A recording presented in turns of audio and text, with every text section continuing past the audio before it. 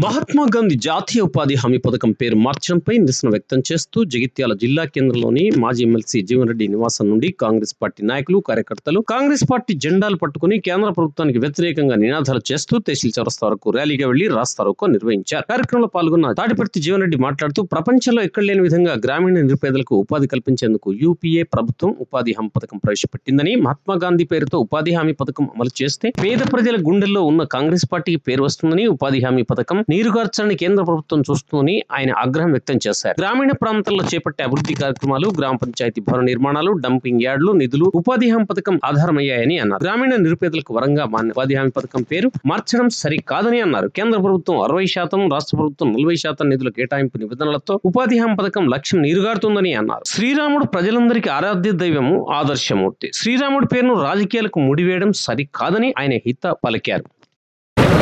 రాష్ట్ర ప్రదేశ్ కాంగ్రెస్ పార్టీ అధ్యక్షుడు పెద్దలు మహేష్ కుమార్ పిలుపు మేరకు జగిత్యాల జిల్లాలో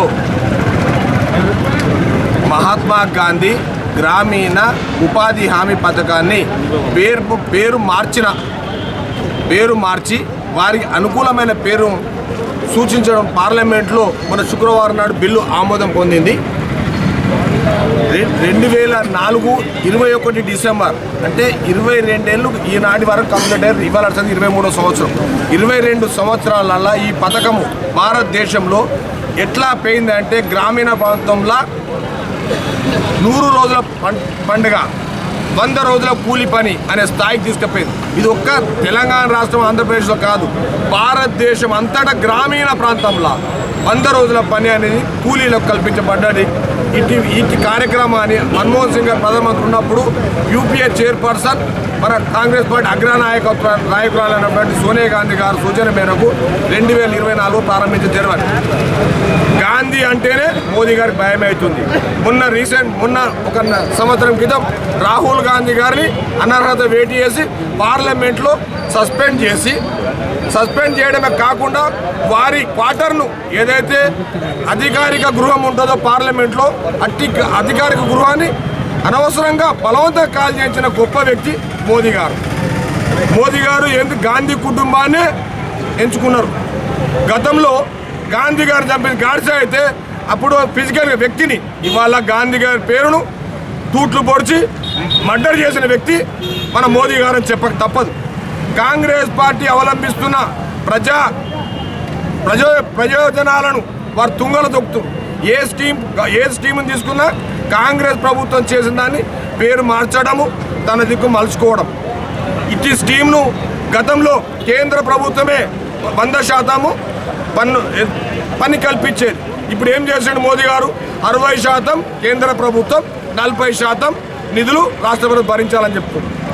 మేమేమనుకున్నాడు, కాంగ్రెస్ ప్రభుత్వంలో కేంద్రంలో ఈ ఆలోచన వచ్చినప్పుడు 100 రోజుల పనిని 125 రోజులు పెంచుతారు కావచ్చు, కూలీలు బతికిపోతారు అనుకున్నాం తప్ప వీరి పుణ్యమాని కూలీలకు తిండికి లేకుండా అవుతుందని మేము ఆలోచన చేయలేము. ఎట్టి పరిస్థితుల్లో ఈ పేరును, గాంధీ గారి పేరును కొనసాగించాలని కోరుకుంటూ జగిత్యాల జిల్లా నడిబొడ్డున పెద్దలు జీవన్ రెడ్డి అధ్యక్షతన కాంగ్రెస్ పార్టీ పిలుపు మేరకు ఈ ఒక నిరసన కార్యక్రమం చేపట్టడం జరిగింది. మోదీ గారు, మీరు ఇప్పుడన్నా పార్లమెంట్ బిల్లును వెనక్కి తీసుకొని గాంధీని పేరును పునరుద్ధరించాలని కోరుకుంటూ నాకు ఈ కాంగ్రెస్ పార్టీ ఇచ్చిన పెద్దలందరికీ, ఈ అవకాశం పెద్దలందరికీ హృదయపూర్వక నమస్కారం తెలియజేసుకుంటూ ముగిస్తున్నాను. జై కాంగ్రెస్. 2004లో అధికారానికి వచ్చినటువంటి యూపీఏ ప్రభుత్వం ఏదైతుందో, ఆనాడు చైర్పర్సన్గా ఉన్న సోనియా గాంధీ గారు, భారత ప్రధానిగా ఉన్నటువంటి డాక్టర్ మన్మోహన్ సింగ్ గారు ఇలా దేశంలో గ్రామీణ ప్రాంతంలో నిరుపేద వర్గాలైనటువంటి వ్యవసాయ కూలీలకు వీళ్ళ పని లేదు అనేటువంటి ఒక భావన రాకుండా చూడాలనేటువంటి ఒక భావనతోనే కొంచెం ప్రపంచంలో కూడా ఎక్కడ లేదు జాబ్ అష్యూరెన్స్. ఇలా పనికి హామీ పథకం వాళ్ళు ఏదైతే ఉందో అది జాతీయ గ్రామీణ ఉపాధి హామీ పథకం. ఈ జాతీయ గ్రామీణ ఉపాధి హామీ పథకంలో మన గ్రామీణ ప్రాంతంలో ఒకసారి పేరు నమోదు చేసుకుంటే దీనికి కులం లేదు, తలం లేదు, ఇవాళ ఏదైతే ఉందో ఆధార్ కార్డు కలిగి ఉన్న ప్రతి పౌరుడు కూడా నమోదు చేసుకునేటువంటి ఒక అవకాశం ఉందని చెప్పండి. వారికి 2 వారాల లోపల ఏదైతే పంచిపెట్టే ఒక బాధ్యత ప్రభుత్వం చేపట్టబడే విధంగా ఈ కార్యక్రమాన్ని అమలు చేయడం.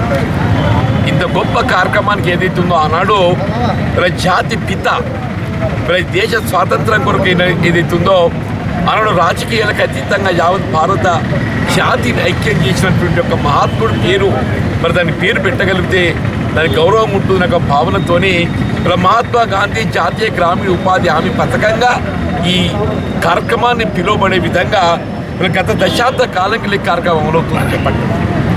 ఇలా కార్యక్రమం అంటేనే ఏదైతుందో ఇది కాంగ్రెస్ ప్రభుత్వం చేసిన కార్యక్రమం కాబట్టి కాంగ్రెస్ పార్టీకి పేరు వస్తుందనేటువంటి ఒక భావనతోని ఇందులో మహాత్మా గాంధీ గారి పేరు తొలగించినట్టయితే క్రమేపీ ఈ కార్యక్రమాన్ని నీరుగార్పం చేయాలనేటువంటి ఒక కుట్రపూరితంగా చెప్పండి. ఇలా కార్యక్రమం అమలు చేసి తలపెట్టినాడు ఏదైతుందో ఇలా కనీసం 100 రోజులు పని కల్పింప చేయాలి. దానికి సంబంధించిన నిధులు ఏదైతుందో ప్రత్యక్షంగా కేంద్రానికి వెళ్ళి గ్రామానికి మధ్యవర్తుల జోక్యం ఎవరు లేకుండా చెప్పండి. 90% కేంద్రంతో భరించే విధంగా 10% మాత్రం రాష్ట్ర ప్రభుత్వంపై భారం పడే విధంగా గ్రామీణ ప్రాంతంలో చేపట్టబడే అవకాశం ఉన్నటువంటి ఏ కార్యక్రమం కానివ్వండి చెప్పంటున్నాను నేను. ఇలా గత ప్రభుత్వంలో అమలు చేయగలిగినటువంటి ఒక మీకు హరితహారమే కానివ్వండి, గుంతలు తీయడము, డంపింగ్ యార్డ్ కానివ్వండి, వైకుంఠ ధామం కానివ్వండి, ఇవాళ పల్లెలకు ఏదైతే ఉపయోగపడేటువంటి ఒక షెడ్సే కానివ్వండి, గ్రామ పంచాయతీ భవనాలే కానివ్వండి, పాఠశాల భవనాలే కానివ్వండి, టాయిలెట్స్ కానివ్వండి, గ్రామం లోపల ఏ విధమైన కార్యక్రమం చేపట్టే అవకాశం ఉన్నా కానీ లేబర్ ఇన్వాల్వ్మెంట్ అవకాశం ఉన్న కార్యక్రమాలను ఇందులో చేపట్టబడే విధంగా ఇందులో ఎవరి జోక్యం లేకుండా అమలు చేయగలిగే అవకాశం ఉన్న కార్యక్రమం ఇంత గొప్పగా అమలవుతున్నది నీరు కాస్తాలనే ఒక భావనతోని ఇలా మహాత్మా గాంధీ గారి పేరు తొలగింపే కాదు, ఇలా గతంలో రాష్ట్రాన్ని 10% మాత్రం మరి ఆర్థిక భారం వహించే పరిస్థితి ఉంటే దాని వల్ల 40% పెంచింది. అందువల్ల ఏంటి కేంద్ర ప్రభుత్వం 60% నిధులు కేటాయింపు చేస్తే 40% దానికి రాష్ట్ర ప్రభుత్వం జోడించాలి. అంటే 40% ఫైనాన్షియల్ బర్డెన్ ఏదైతుందో రాష్ట్రంపై మోపుతుంది. అంటే ఈ కార్యక్రమం ఏదైతుందో నీరు కాస్తాలని ఒక కుట్ర అని చెప్పండి. వాస్తవంగా మీరు 100 పని దినాలను 120 చేయాలని మీరు భావించినట్టయితే వి వెల్కమ్ ఇట్. పని దినాలను పెంచండి, మీరు 100లు 120 చేయదలిచినట్టయితే వి వెల్కమ్ ఇట్ అని చెప్పంటున్నా. దాంతోపాటు ఈ కార్యక్రమాన్ని వ్యవసాయానికి అనుబంధం చేయండి అని చెప్పంటున్నాం. వ్యవసాయానికి అనుబంధం చేసినట్టయితే రైతాంగానికి ఉపయోగపడుతుందని చెప్పంటున్నాం. చేయకుండా పేరు మార్పిడితోని రామచంద్ర ప్రభు అంటే ఎవరైనా గౌరవం ఏం చెప్పంటున్నా. ఇవాళ మహాత్ముడు పేరు తొలగించి ఏమంటున్నావు? వివిజీ రామ్జీ. ఇవాళ రాముల వారు అంటే గౌరవం లేనివాడు లేడు. ఇలా శ్రీరామచంద్ర ప్రభు ఏదైతుందో అందరికి ఆదర్శప్రాయుడు అని చెప్పి అంటున్నా. రాజకీయాలకు అతీతంగా అందరూ కొలిసేటువంటి ఒక పుణ్య పురుషుడు ఇవాళ ఆరాధ్య దైవం ఎవరు ఉన్నారు అంటే రామచంద్ర ప్రభు అని చెప్పి అంటున్నా. అటువంటి రామచంద్ర ప్రభును రాజకీయాలకు అడ్డగట్టే విధంగా చెప్పి అంటున్నాను. మన త్రేతాయుగంలో ఏదైతుందో శ్రీరామచంద్రుల వారికి ఏదైతుందో హనుమంతుడు ఏ విధంగా ఇవాళ శిష్యుడిగా ఉన్నాడు. అసలు రామచంద్ర ప్రభు అంటేనే హనుమంతుడు, రామచంద్ర ప్రభు అంటేనే హనుమంతుడు అని చెప్పంటున్నాం, ఆంజనేయ స్వామి అని చెప్పంటున్నాం. త్రేతాయుగంలో ఏదైతుందో రామచంద్ర ప్రభువు ఏ హనుమంతుడిగా మనం కొలతడం జరుగుతుందో ఇవాళ కలియుగంలో ఏదైతుందో ఇవాళ మహాత్మా గాంధీ గారు ఆయన చివరి క్షణం చెప్పంటున్నా. ఇలా గాడ్సే కుట్రపూరితంగా ఆయనను ప్రాణాలు గైకొనే విధంగా కాల్పులు జరిపిండో అని చివరి క్షణం ఆయన నోటి వెంట వెలువడిన మాట హే రామ్. ఎవరైనా జీవితంలో ఏదైతుందో చివరి పదం ఆయన ఉచ్చరించింది హే రామ్ అని చెప్పంటున్నా. కలియుగంలో రాముల వారిని కొలిసేటువంటి వారు ఏదైతుందో మహాత్మను మించినటువంటి వారు లేరు అని చెప్పంటున్నా. ఇప్పుడు త్రేతాయుగంలో హనుమంతుని ఏ విధంగా మనం రామచంద్ర ప్రభుల వారి యొక్క సేవకుడుగా భావిస్తామో ఇలా కలియుగంలో ఏదైతుందో రాముల వారి సేవకుడుగా రాముల వారి యొక్క భక్తులు భావించేది మహాత్మా గాంధీ గారు అని చెప్పంటున్నా. అటువంటి వారి పేరు తొలగించడం ఏంటో చెప్పంటున్నా. ఆయన యొక్క పదము రఘుపతి రాఘవ రాజారాం పతిత పావన సీతారాం ఈశ్వర్ అల్లా తేరే నామ్ సబ్కో సమ్మతి దే భగవాన్. మోడీ గారు ఒకసారి చదువుకో, మహాత్మా గాంధీ గారి యొక్క వాక్కులు చదువుకో అని చెప్పి అంటున్నా. మహాత్మా గాంధీ గారి చేసినటువంటి ఒక వాక్కులు ఈ భారత ప్రజానికానికి ఇచ్చినటువంటి ఒక సూక్తులు అని చెప్పి అంటున్నా. ఆ సూక్తులు ఉచ్చరిస్తూ అని చెప్పి అంటున్నాను. దాన్ని పక్కన పెట్టి ఏదైతుందో మహాత్మా గాంధీ గారి పేరు పక్కకు తొలగించినట్లయితే కాంగ్రెస్ పార్టీ కనుమరుగుతుంది. ఇలా భూ ప్రపంచం ఉన్నంత వరకు, భారతదేశం ఉన్నంత వరకు కాంగ్రెస్ పార్టీ గుర్తు చెరిపివేయడం అది మనతో సాధ్యం కాదు అని చెప్పండి. కాబట్టి వాళ్ళ కాంగ్రెస్ పార్టీ రాష్ట్ర కాంగ్రెస్ పిలుపు మేరకు జిల్లా కాంగ్రెస్ ఆధ్వర్యం లోపల మరి నిరసన కార్యక్రమం చేపట్టామని చెప్పట్టు నేను. నిరసన కార్యక్రమం జిల్లా కాంగ్రెస్ అధ్యక్షుడు బాధ్యతలు చేపట్టిన తర్వాత మాకు ఇది రెండో కార్యక్రమం చేపట్టాం. వీళ్ళందరూ కూడా గ్రామీణ ప్రాంతానికి వెళ్ళి మా వ్యవసాయ కూలీలు వచ్చి ఇందులో పార్టిసిపేట్ చేయడం మీరు గమనించిందని చెప్పంటున్నారు. వ్యవసాయ కూలీలు వాళ్ళ హక్కులు ఎక్కడ పోతాయని ఒక భావనతో వాళ్ళందరూ ఈ నిరసన కార్యక్రమం పాల్గొని చెప్పంటున్నారు. ఈ నిరసన కార్యక్రమం ఇంత జయప్రదం నిరూపణ చేసినందుకు పాల్గొన్న వారికి అందరికీ హృదయపూర్వకంగా ధన్యవాదాలు అభ్యర్థన తెలియజేస్తూ, దయచేసి ఇప్పటికైనా కేంద్ర ప్రభుత్వం ఏదైతుందో భేషజాలం పోకండి.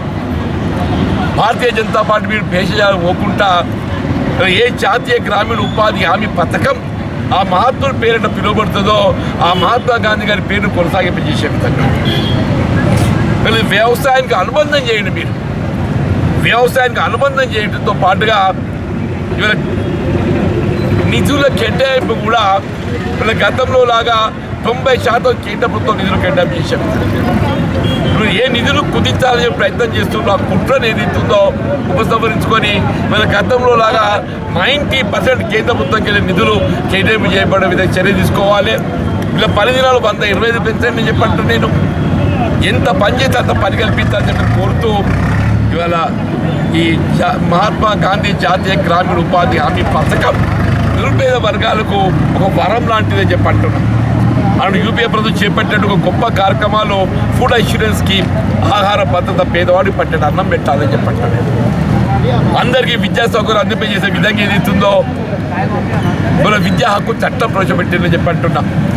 ఈ దేశంలో అవినీతి రూపుమాపాలని చెప్పని పారదర్శకతకు ప్రతీక నిర్వహణ చెప్పని సమాచార హక్కు చట్టాన్ని ప్రవేశపెట్టారని చెప్పంటున్నా. ఈ 4 గొప్ప చట్టాలు సోనియా గాంధీ గారు మనకు అమలు చేయాలని పెట్టిండ్రు. అందులో ఏదైతుందో ఈ మహాత్మా గాంధీ జాతీయ గ్రామీణ ఉపాధి హామీ పథకం ప్రధానమైందని చెప్పంటున్నా. దాన్ని యథావిధిగా కొనసాగిస్తూ ఏదైతున్నదో ఇలా వ్యవసాయానికి అనుబంధం చేయబడే విధంగా మీరు కార్యక్రమాన్ని మార్పు చేయండి. అందులో దీన్ని జోడించండి. 110 దినాలు 120 దినాలు చేయండి. దీన్ని ఏదైతుందో 90% ఏదో కెరువు ఇచ్చే విధంగా చేయండి. ఒక్కటి మాత్రం ఈ సందర్భంలో హెచ్చరిస్తుండే, దయచేసి ఇది కేంద్ర ప్రభుత్వానికి గ్రామీణ ప్రాంతం గ్రామ పంచాయతీలు ఈ నిర్వహణలో ఇది కొనసాగుతాయి చెప్పంటాను. దీని మధ్యవర్తి జోక్యం ఎవరిది ఉండదని చెప్పంటాను. నేను ఒక్కొక్కటి ఏదైతున్నదో నడవంతో సిటీలాగా ఏదైతుందో ఆవిడ వచ్చి మాకు లేకుండా నిధులు ఎట్టొస్తుంది, ఎవరు పెద్దరికం లేదు. కేంద్ర ప్రభుత్వం డైరెక్ట్గా గ్రామాన్ని నిధులిస్తుంది. దీనిలో ఎంపీల జోక్యం లేదు, ఎమ్మెల్యేల జోక్యం లేదు. ఇవాళ గ్రామీణ ఉపాధి హామీ పథకంలో చట్టసభకి ఎంపిక అయ్యేట్టుగా ప్రజాప్రతినిధుల యొక్క ఎవ్వరి జోక్యం లేదు. ఇది కేంద్ర ప్రభుత్వం సోనియా గాంధీ ప్రత్యక్షంగా ప్రభుత్వానికి, కేంద్ర ప్రభుత్వానికి మరియు గ్రామీణ ప్రాంతానికి నిధులు కల్పింపజేయబడేది అమలు చేయబడిన కార్యక్రమం ఇది. ఇప్పుడు ఎవడైనా ఏదైతుందో మీకు జవహర్ గ్రామీణ ఉపాధి హామీ పథకంలో మీది ఎవ్వరి పెద్దకం లేదురా నాయన, ఇది డైరెక్ట్ మా కేంద్రానికి వెళ్ళొస్తుంది. ఇందులో జోక్యం చేసుకునే అధికారం నీకు కాదు, నీ అబ్బాకి ఎవ్వరికి లేదురా అని చెప్పని కూడా హెచ్చరిస్తూ చెప్పాను.